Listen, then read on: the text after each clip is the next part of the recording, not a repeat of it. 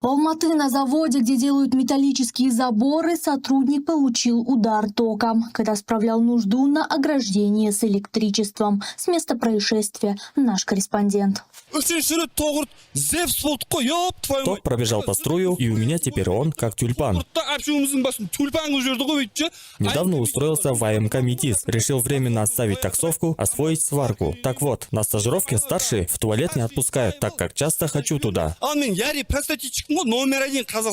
мне по состоянию здоровья приходится ходить часто. Не могу же я теперь памперс носить. Не выдержал, справил нужду прямо на железяке. Думаю, металл качественный, ничего не случится. А они, оказывается, ток провели. Ну вы поняли. Увольняться тоже не вариант. На то у меня есть личные причины. Директор скоро.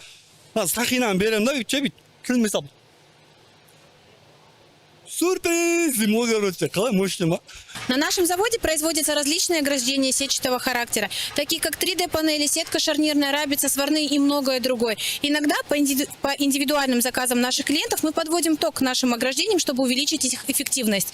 К сожалению, у нас произошел несчастный случай, который мы никак не могли предусмотреть. Мы окажем всю необходимую помощь нашему сотруднику, будем его сейчас госпитализировать, чтобы его здоровью ничего не угрожало. Даже ужас.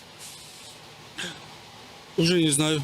Регина Рейденова, Марина Мортал-Комбатова, телеканал ПТК.